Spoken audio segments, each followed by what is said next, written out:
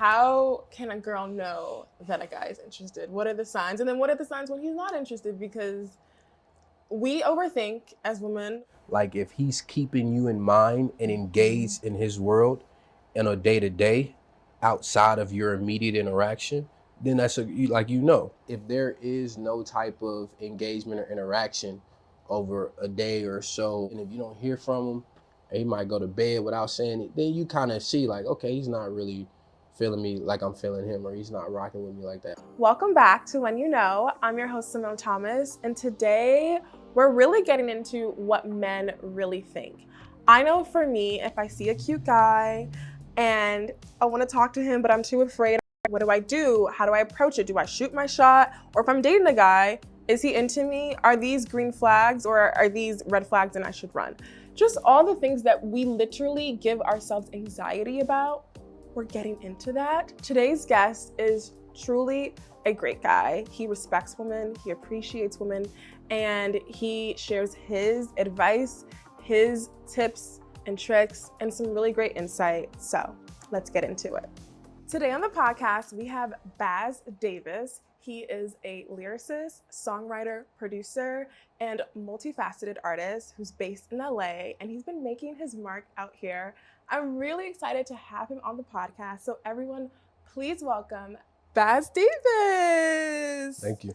How are you? I'm good. Real glad to be here. Thank you for being here. I'm really excited to have you to chat about all the exciting things you have going on, your story as a musician, as an artist.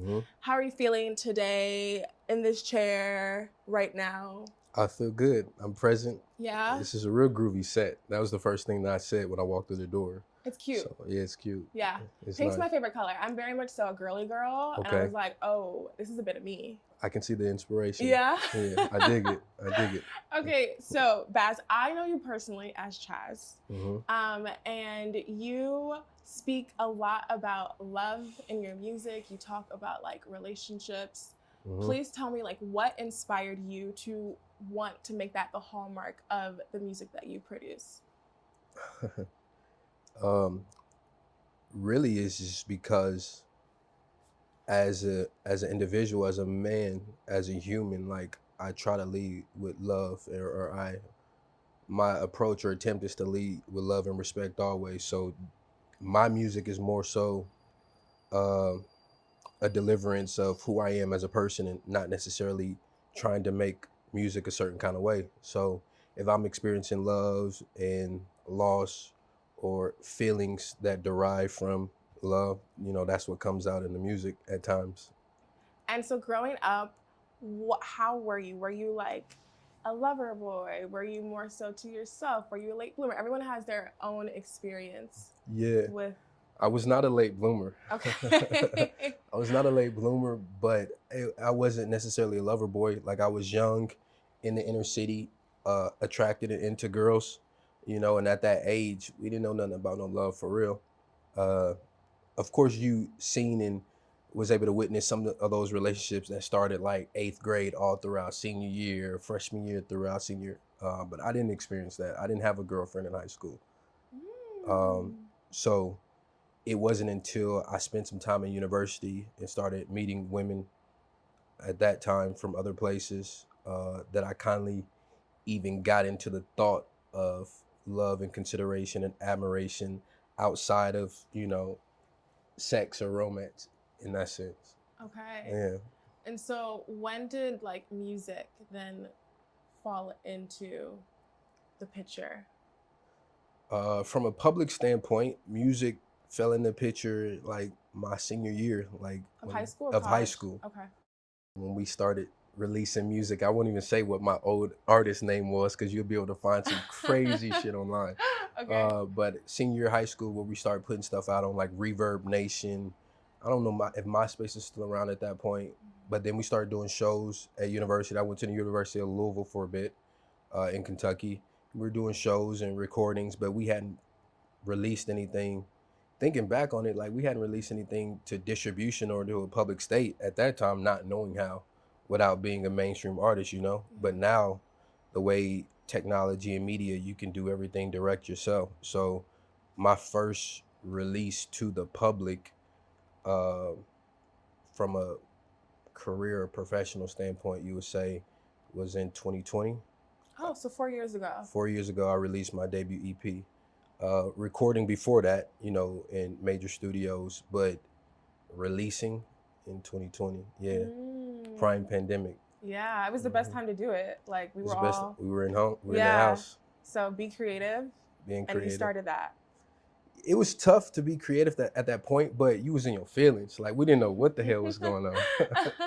We didn't know what was going on at that time. So that first EP was very introspective, and it hit home to a lot of people, just about what people still experienced that year with loss, and dating someone, and maybe they felt during that time they wanted to go back to the East Coast or wherever with their family during the pandemic because of everything was uncertain at that time. People were lonely. A lot of relationships were almost exacerbated and sped up because we didn't have anything to do but look at each other and be at home by ourselves or with a boo, family, whatever. Right. So that was when you produced released your first EP, and currently you have your EP titled, I love the name, by the way. Yeah. The Good Girl Tape, Volume 1. Please tell us about the backstory, how you created this. I'm excited for it too. Yeah. For sure. I think speaking to it very intentionally, just my admiration and care and love for a certain kind of woman at this point, or at this age, just having many different experiences, a good girl, quote unquote, is what I'm attracted to. From a state of like media and entertainment and online, the good girls don't get the love and respect that they should. From a holistic standpoint, I think it's missed a lot. I think it's missed a lot. So this is definitely a tape as a nod and homage to the women that are, live with morals and values still, and smart and kind-hearted and sweet, and they don't play about themselves still. Like a good girl ain't the same thing as a nice girl, right? A good guy ain't the same thing as a nice guy, right? We might get that misconception, but this is just a nod. We called it a collage of passionate soliloquies, Ooh, wow. actionized in a short and fulfilling story of love and admiration. Okay, vocabulary. Wait, say that one more time. I want to receive it. I want to soak it in because that was beautiful. A collage of passionate soliloquies, actionized in a short and fulfilling story of love and admiration. Woo! Okay, break it down for the people. I was just, I played it for a couple of good girls, a couple of my home girls, over the past couple of months. And the way that we had wrote it and produced it, off of first receiving of it, like a first listen, she was able to, my homegirl Camille, she was able to break it down like it was a complete story. Like it starts from just that first sight and becoming friends and acknowledging that the good girl or the woman, she might not be in something that she really appreciates, and I'm around, and then then we end up becoming the best as a unit. But that's what the story is. It's short, it's passionate, it's fulfilling, it's a vibe too. It's grooves. It's a good tape. I will say, Honey Bun, the last song, beautiful. Sure. I replayed it over and over again. But I was just like, ooh, this just feels like a really good, feel-good, celebratory, honoring woman. I love what you said about good girls don't get enough love. And when it comes to your song, Honey Bun, please tell us the qualities of a honey bun. And is a honey bun your type? The qualities of a honey bun, and it's funny because that's an old school term, like, and that's why I did it. Like, I don't necessarily call my woman my honey bun, right? But it was something that was it was nostalgic in a sense, to our age and generation, and we kind of teetered the line between young and old, right? So I thought it was cool to use that terminology. But the characteristics, that's just your partner, the one that gives you the same type of admiration and encouragement and motivation and intensity, right, that you give back, you know, and y'all have decided that you were for each other, at least for the moment, right? Nothing is guaranteed or promised, but calling someone your honey bun is really you falling into embracing exactly what y'all got going on and just taking it in and striding at it together. Okay. So when it comes to like being a good girl and being a nice girl, you said that there's a difference. And I, up until you said that, I would be like, it's kind of the same thing. But please elaborate on what the difference is to you. Um, Before we even put like sex in it, man or woman, right?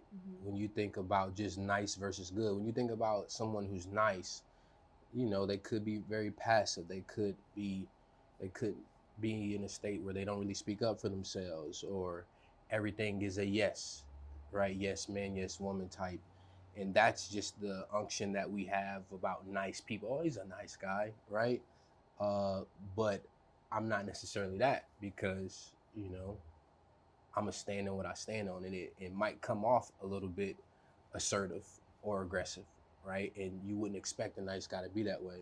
But it's all with respect, like your demonstration of how you approach something, or approach an individual, you approach a situation, being good about it. But it's not necessarily, don't think it's nice. You don't confuse it with being nice, right? So that's the same thing for a good girl. A nice girl is someone who could be, you know, real passive, real gullible, very, you know, Doesn't want to step on people's doesn't toes. want to step on people's toes. Right. Everything is okay.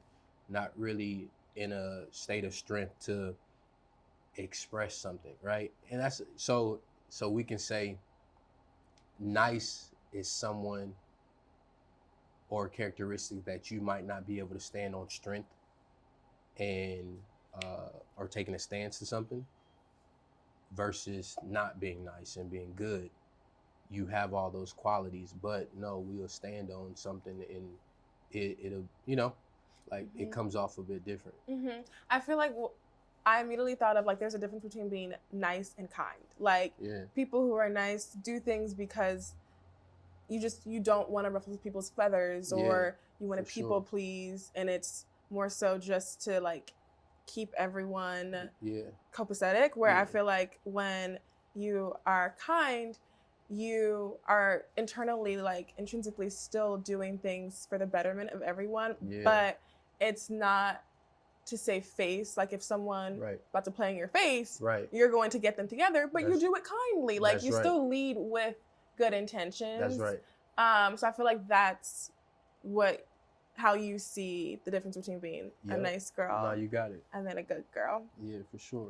And it's interesting that you said good girls don't get enough love, because recently, like a couple weeks ago, I was talking to this guy, just like casually, like just having conversation, and he was like, "Yeah, like you give off good girl vibes," and you know, I actually, it's meant well, like there's nothing bad about that, but when I received it, I was like, oh my gosh, like, immediately, I don't know why it didn't come off as like sexy or hot, like good girls or nice guys, that type of archetype. A lot of times it's not as appealing as when someone is just wants to mess up your life and is a bad guy or a bad girl or whatever. And I think for me, maybe it's triggered by like dating people in the past who were like, oh, you're so sweet, you're so nice. And they were used to girls who were more aggressive or feisty. And that's fine if that's your type, but that's not me. So then I felt like,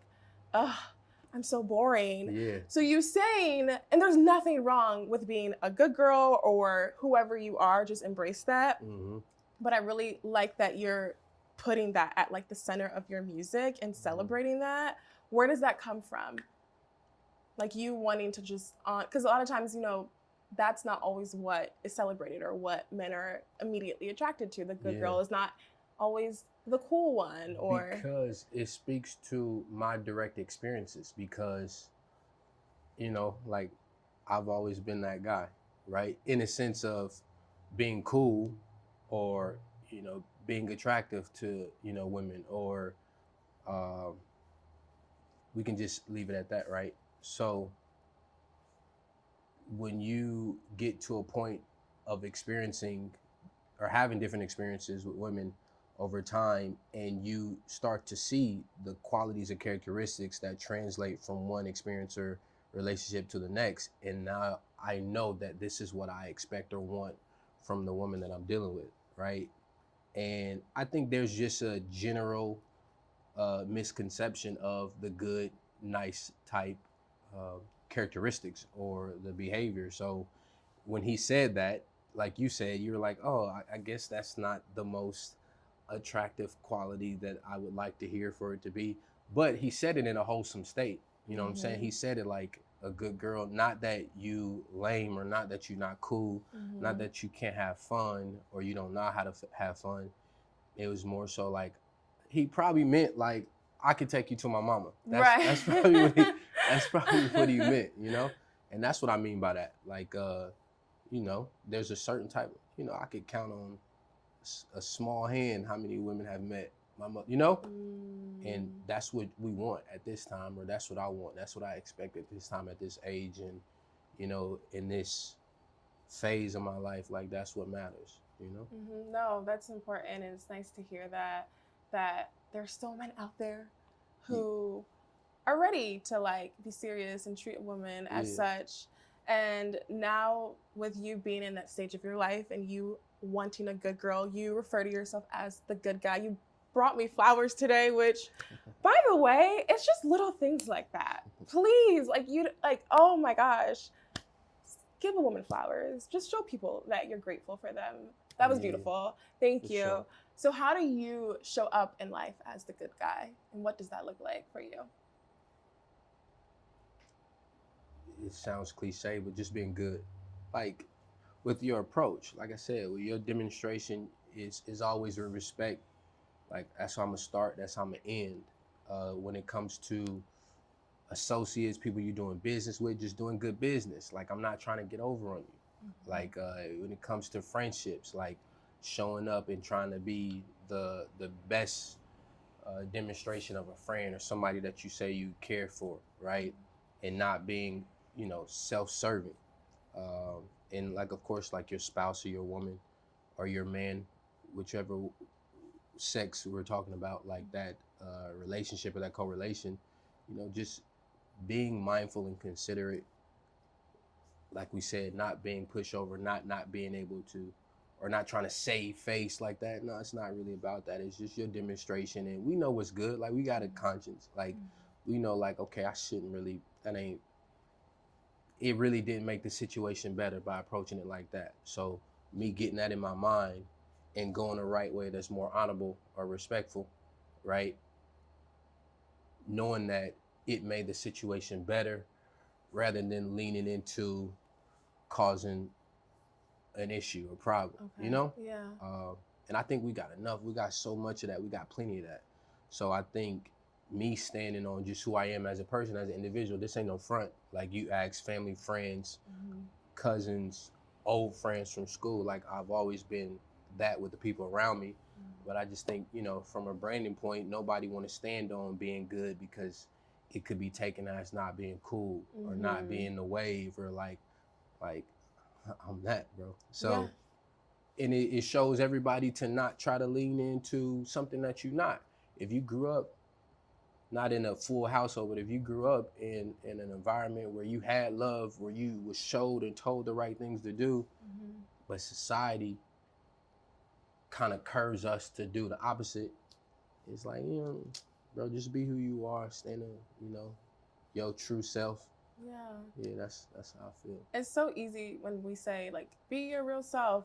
It sounds way simpler than it actually is. And a lot of times we don't know who we are. That too. So you're just cosplaying as what you think is attractive. That's right. Or what is cool. Yeah. And it's a lot harder because you're not in touch with like who you are and how to show up as such.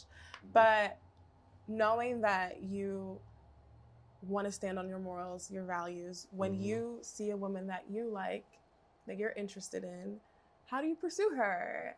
When you take her out, what does that entail? What does it look like for Bazz Davis to pursue a woman that he's interested in and be that good guy? We starting from scratch? No, like just like with the relationship? Yeah. Yeah, let's say you're out. Mm-hmm. You're out and you see a beautiful girl. Mm-hmm. What's the riz? What's the process? It ain't even no riz or no processes in that moment how I feel. Okay. And it's gonna come out one way, sometimes it's gonna come out another way. Okay, so just like a, hey, how are you? But what's up? What's up? It just depends on the environment. Okay. I might have had a couple of drinks, I may not have. Yeah. It could be in a professional setting. And I might have to approach you with regard of the role that you're playing right now and not just an attractive woman, right? So it just depends, you know, but it starts with hello all the time, right? And how she responds to that helps me steer on how we further engage. Okay. But I like doing things that allow us to get to know one another at the beginning. You know, like they gonna hate this, but coffee dates or walking the beach, boardwalk, or you know, I don't know, going to an amusement park. Oh, that's cute. Seeing if you like or get tripped out with fears or heights, you know, or just something that really just engages and get to know. If we talking about dating intentionally, like yeah, we can go to dinner. We're gonna go to dinner. We're gonna eat good. We're gonna get full. We're probably gonna have a couple drinks, and that's good too. I just really think there is no how you say it. There is no formula of how to date. It always depends on the interaction and the individual every single time. You know what I mean? So yeah, it always looks different. It's gonna be fun. It's a vibe. Yeah. You know, that's what you could guarantee. Yeah. But you know, it just depends. Yeah, it's not one size fits all. Like no, it couldn't be. You might meet a girl who she doesn't want to go to Nobu and all these fancy restaurants every other week, and she wants something really chill and low key. Yeah. And then you want someone, or you might meet someone who's is very fine with doing like outdoor activities, or doesn't need all of the stops. And then you might meet someone who wants all the fancy stuff. But for you, like, if the roles are reversed, how do you feel about a woman shooting her shot? For sure, absolutely. You like it? Yeah, you go after what you want. Okay, I will say this. I'm all for women like empowerment. Yes, put yourself out there. But I will tell you, Bazz, I don't like shooting my shot, and I probably can count on my hands how many times I've done it. It's not really my thing. Yeah. I get it. I seen the video recently, and it was a woman had proposed to her man in a club. What? In a bar. Huh? I was cringe as hell. I ain't gonna lie. I was like, ooh, that's not a good look. I don't like that. So I get what you're saying about shooting your shot. That's a little extreme, but I think it's in the same vein of you shooting your shot or you proposing to your man. Like, that's a big difference. Yeah, shooting your shot, like sliding someone's DMs versus I'm getting down on my knee. Yeah. And wait, so does she give him the ring? Like, how does that even work? Yeah. Like, he gets a ring?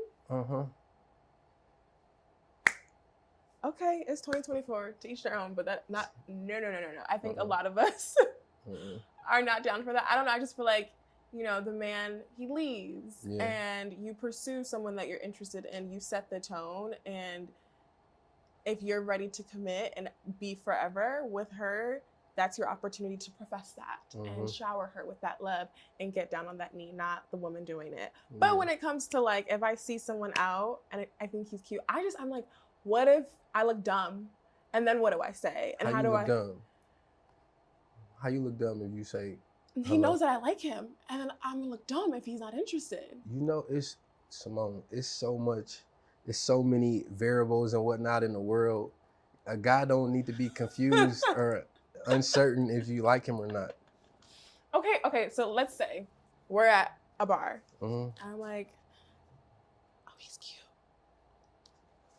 Hi, how are you? You cheesing hard. I like that. Like, I don't know. That's not clever. I'm not gonna come up with like a pickup line. I've heard if you compliment a man, that's nice. I don't know. I prefer to just sit in the corner and then kind of make eye contact with you, but just hope that you know that I'm thinking about you, and then you come to me, and then it's like, For magic. sure.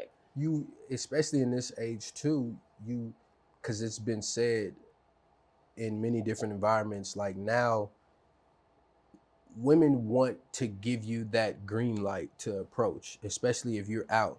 Like a lot of times now, apparently, it's not the thing to approach in certain environments. I'm like, damn, okay, where did all these rules come from?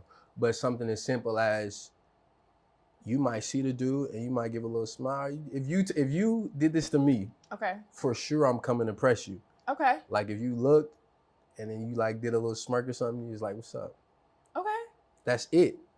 If I don't follow through on that and I think you're attractive, I'm not where I should be. Yeah. You know what I'm saying? So it doesn't have to be too much. Hey, I see you, boy. You see me too. Thank you. Right, that's it. It's simple. Mm-hmm. Okay, that makes me feel better, because I'm not trying to have a whole soliloquy and do a whole bunch. Mm-mm. But I can do a smile. Yeah. Eye contact, I will say, eye contact feels so intimate and vulnerable sometimes. And if I see someone that I'm like, oh my gosh. But you're right. Eye contact, smile, and then it's up to him. If you smile in front of this man, you got him. You got him, for sure. Okay. Well, on that note then, like, how can a girl know that a guy is interested? What are the signs? And then what are the signs when he's not interested? Because we overthink as women. We will make up a whole situation that may or may not exist because he hasn't texted back, or he doesn't text, like, he's not very engaged while you're texting, or there's just certain things that are making a woman feel like the interest isn't there. So how do you know, and how do you know he's not interested? It depends on the level of communication that guy harnesses. So I've learned over experiences and been checked by women that I was with. I could be jam-packed busy, and I might have my business phone on me at all, and my personal phone is nowhere around, and I'm not wearing my Apple Watch. Like today, I'm not wearing my Apple Watch, right? So I've learned to communicate like, hey, this is what's going on today. I might be in and out, but I'm gonna get with you as soon as I can, rather than not responding to a message or know that you won't be able to communicate and also expect to have some type of communication from the girl that you're with throughout the day. That leads her to be like, okay, is he just intentionally not responding for hours? So it definitely comes down to communication from the onset, and you have to meet your guy and kind of groom your guy to communicate in a way that you can receive well. You know what I mean? But I want to say, if he's sending voice notes or he shooting little texts, or he's bringing up conversations that y'all had before by way of something that he's seen on social media, because he's probably damn sure been on his phone on social media. Like if he's keeping you in mind and engaged in his world in a day-to-day outside of your immediate interaction, then that's right? If there's just no outreach, no nothing, if there is no type of engagement or interaction over a day or so, or at the end of the day, he might be settled in. If you don't hear from him, or he might go to bed without saying it, then you kind of see like, okay, he's not really feeling me like I'm feeling him, or he's not rocking with me like that, which is cool, which is fine. But I think, and what I've learned, when I really wanted to deal with somebody, I found a way to be me with her, because I'm me with my brother, with my brothers, with my friends, in the group chat, with my family or associates. But even though this interaction is new with this new woman that I'm attracted to, if I'm not finding a way to be myself for her, to let her engage with me when we not together, then that's shown like, okay, I wasn't really interested in keeping her around. Got it. Yeah, because if you like someone, you don't want to go more than a day or forever without talking to them? Yeah, especially me. I'm possessive as fuck. Oh, really? Not in a bad way. Okay. Like I just want my partner around. You know, that's my, you know? Okay. So if you like a woman, like I want to be in your skin. Yeah. What's your feel. sign? I'm a Cancer. Oh, that makes sense. Yeah, water sign. Water sign? Yeah. What about you? Pisces. You're a Pisces? Yeah. So fellow water sign. Yeah. Yes. Are you, because I like Cancer men, I don't know a lot of Cancer men actually, but I know what the Cancer personalities are, or what they say they are. Very emotional, in touch with your feelings, not afraid to show that, caring, can be homebodies. Yeah. Is that kind of how you are in a relationship? Or no? No, do you align with any of that? Do you align with being Cancer? Definitely. It took me a while to embrace that, and I've heard it constantly throughout my entire life, but then getting it to a point finally now where I understand who I am as a man. Like we used to think, like growing up, like you don't share emotions. It didn't take me until I was like early 20s, mid 20s to start expressing certain things. But I would have these emotions and I have these thoughts and feel strongly about something, not necessarily in a relationship, but just in general. That's being in touch and knowing your emotions, but you would try to cloak those as if they don't matter or exist. So now, and then we from the South, so like that's all, boy, you on emotion, like talking to my dad about some emotions, like, boy, if you don't get out of my face, that's, yeah. But now coming of age and knowing the importance of recognizing your emotions, right? And knowing that I wear my heart on my sleeve and I could be passionate about some shit, and that's just what it is. In this day and age, it's not always appropriate, right? So you kind of have to balance and still know how to lean forward and to step back. So that's a continued balance act. But yeah, I can relate to some of the qualities or characteristics that are known for a Cancer male. Yeah, I just want men to know there's nothing wrong with being in touch with your feelings. That makes you 10 times more attractive, because when you can't express it or you think that emasculates you, one, you're not comfortable with your masculinity, because how does having feelings make you less of a man? It makes you a human. Right. And then you're just a better partner. So I want men to know that is okay. And it sounds like please express your feelings, be in touch with it. It's beautiful. But it sounds like you've reached that point. Yeah. Like you have no qualms or issues with being vulnerable. Yeah. And I feel like your music is a way to share that, right? Yeah, definitely. So with you being a Cancer, would you then say that you are a lover boy, or slow to catch feelings, a hybrid? Simone, what's a lover boy? Okay, I can say as a woman, a lover girl, so we can just liken the two, right? Is someone, she just loves love, which I do.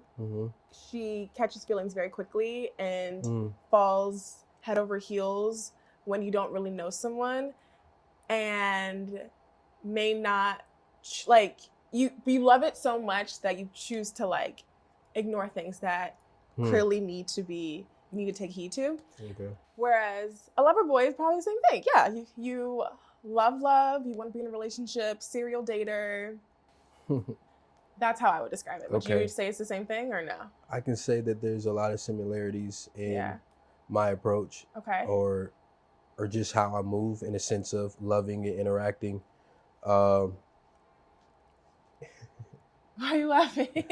Because I'm just thinking about how to answer the question fully. Yeah, I mean, I would say so. I'm definitely very much so intense and passionate with someone that I've decided that I've liked, because I know I'm very, very picky and particular too. So when I do get an interaction, I have an energy exchange or feeling with a woman, and there's some immediate boxes that check off for me, then I'm kind of really like, I'm pursuing that, I'm progressing that. And time has not, most recently, timing has never been a thing. Like, what's time? What time? It's too soon for what? Like, so my approach is, if it's good, if it feels, you don't want to ignore and get past taking heed to the things that you might recognize. We don't want to be clouded by the affection, right? But you know, I'm definitely, yeah, I'll say I'm a lover boy. If we put it like that, I like the way you articulated that, because I was like, your definition of a lover boy could be something that I don't align with at all. So Okay. the way you put it, I was like, okay, yeah. Were you thinking of something different?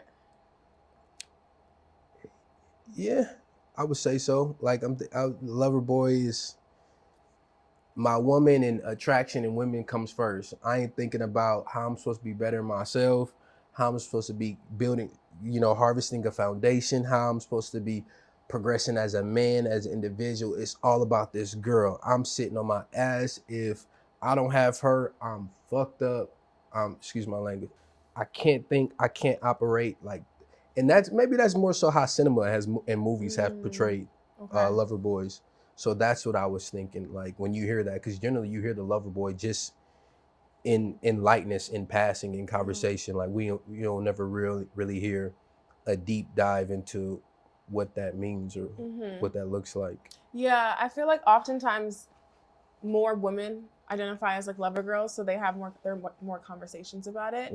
But I've never fully identified as a complete lover girl, just because I am, I don't want to say too cautious, but cautious when it comes to dating, which is why like I have never had a boyfriend, and I used to feel so insecure about it, because I'm just like, all right, I'm in my late 20s, this is kind of crazy. But then I thought about it, and it's because I never rushed into things that did not feel right. I could have had a boyfriend right now, but I'd rather be single and protect my energy and not waste time with people who weren't it for me, versus just jump into a relationship because you want to be with someone, But how you letting yourself grow and really understand what's good for you and what's not? Because I'm not in a relationship? No, because you haven't allowed yourself to get into a relationship. I haven't met someone who's worthy. I promise you, Chad. I've had a horrible situationship that I learned so many lessons there. And it's funny, when that situationship happened, it's truly because I was 26 at the time. I was like, I've never had a boyfriend. I'm so insecure about this. Let me just rush into something and make it work. And I was so hell bent on it working with this person, and there were a million red flags telling me to not pursue it. And once like feelings are involved, and you logically know that person's not right for you, but your emotions are involved, it's a lot harder to get out of it. And a situationship is like a relationship without it being a relationship, you know what I mean? And I'm very grateful for that experience, because I learned a lot more about myself. I learned about like just things I didn't even know that I don't want in my actual partner, until I met this person who was just ruined my life. You know what I mean? So I hear your question, but I do think you can still learn about yourself through mini relationships, or people that you date for a few months, or like a situationship in my case, that lasted for like a year and a half. So I get you. I get you. Yeah, I think you still experience and grow and learn yourself without having a passionate or emotionally attracted or a sexual relationship, however you want to put it. So I get that. I think the thing that comes to mind when you do serial date, in a sense, you kind of weed out exactly what you know is not good for you firsthand, because those situations or those relationships are all with someone who could be titled a spouse or a partner. Right. So, be open to love and affection, Simone. I am. All right, for sure. I am. I think, and what you just said about like marriage, partnership forever, for me, when I'm like, okay, I see this person as my boyfriend or a potential like forever, I need to feel sure, because if I'm getting in a relationship with you, then I'm thinking about it long term. And I don't want to have doubts or see these red flags, but choosing to ignore them and making you my man, knowing I'm going to break up with you, or we're going to break up. Be sure about what? About him. That we're going to be together. You know? Why are you making that face? What face? You're thinking. I am thinking. Yeah, what are you thinking about? I think, to your point, you want to be sure about how you feel about the person you're dealing with, Mm-hmm. right? But how that is going to turn out is never sure. And you are 100% right. I wish I were psychic, because then I could really successfully do this. Uh-huh. But I don't, and I don't know. But your intuition Yeah. never fails you. Okay. And all the times that I do not listen to my intuition, I'm kicking myself after. And all the times that I did listen to it, I was proven right all the time. And I think for me in those situations, every single person that, sure, I could have made him my man, it just never felt right. Yeah. Not that I wasn't allowing myself. And also, I will say, sure, I could have been guarded in some cases, but there was no one who allowed me to feel comfortable letting that guard down and trusting them enough to then take it further. Okay. And to your point, I don't know. None of us know. Yeah. But if it feels right when you know, Yeah. you know. You know, for sure. So in my case, I think that's why here I am. But in your case, when do you know that, oh, like we said, we don't know if this is going to be forever, but this feels good and I want to make you mine. I want you to be my good girl. When I don't have any more questions, if she is committed to what we got as the stage it is right now, then I'll say, okay, this is the one for me. When there's no more questions, if she still is curious about what's next, or is there anything else out there, I would say that for one. And then for two, like you say, intuition, like, okay, this feels like something that I want to lean into for these said reasons. And I brought her around the family, and I could see that she was still very genuine in herself and comfortable as possible in a new environment with people that she could be considered to be around or bridging together. But sometimes you might bring someone around your people, and even if it's not like mom and aunties and all of them, it could be your guys or your cousins and they girls and they wives and if you can show up in that environment and you are still the same person that I brought through this door, and I can witness that, I can see that. So, okay, cool. Okay. So she doesn't switch up regardless of the scenery. She's the same person. Yeah. Okay.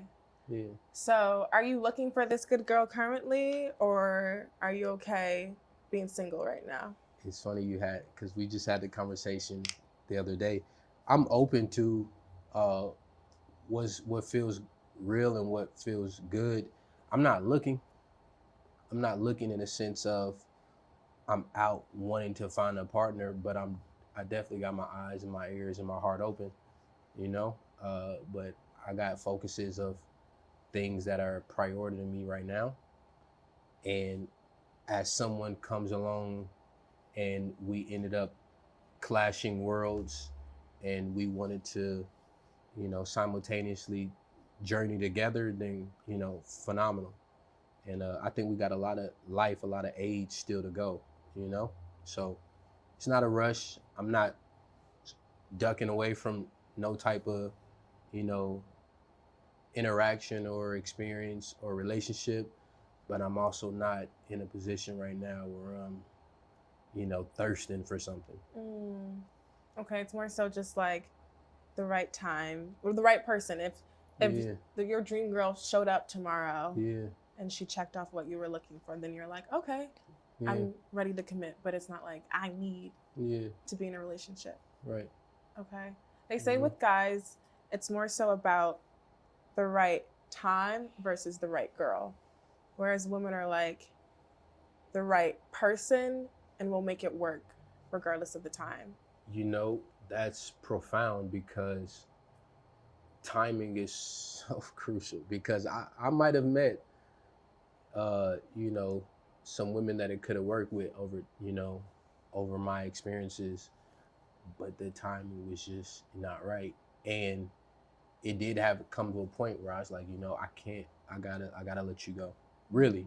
Just because I knew where my intention and my focus was, and maybe not being in a position to be emotionally there with this woman the way and how she needed and how I know I could deliver. But it wasn't a priority in reality. at that point, you know, so the time was just bad. So yeah, I think it's a great, it's not a great fix, but it's a great correlation with the right woman and the right time. You know, I think they both really have to come in line. Yeah, they coincide. They coincide for sure. Okay. Yep. Well, right now, I know your main priority is obviously your music, your EP, the Good Girl Tape Volume 1. Hey, what can everyone be excited about? September 25th. Yeah. Get them pumped up. What's important right now is definitely, even beyond the music, it's the artistry and what we're working on. But priority-wise, what the audience or what the public can expect most recently or soonest is the Good Girl Tape Volume 1. And you should just expect some groovy, very intentional, very poetic and storytelling music. You know, timeless music. That's what you should expect from me always in the Good Girl Tape specifically. So, good girls, I hope you enjoy it. Good girls, this one's for you. This one's for you. Yay! Okay, it was so lovely chatting with you, Bazz. Likewise. I'm really excited for you. This journey is going to be incredible. I'm wishing you all the best. Likewise. Please let everyone know how they can keep up with you and follow your music and your overall journey in this. All of my socials, contacts, everything is at Bazz Davis. They call me the good guy in my world. So anytime you tap in, I'm welcoming you into my world and all things good. But I'm on all platforms. Yeah, I'm a real person, so you'll see me around the city. You see me outside on the block. But yeah, I appreciate you guys having me, you ladies having me. The platform, the podcast, the conversation is wonderful. The set is absolutely exquisite. Chef's kiss. Yes. Chef's kiss. Yeah. Yes. Awesome. And they can follow you at Instagram. Instagram, Twitter. At Bazz. At BAZZ DAVIS. There you go, guys. Yay. I'm so excited for Bazz. I'm excited for you guys to tap into this episode, get some gems. Please like, rate, and review. You can listen to us on all streaming platforms and watch on YouTube, powered by Baps Productions. And follow us on When You Know Pod on all socials. This is so fun. Thank you guys for listening, and we'll see you next time. See you next time.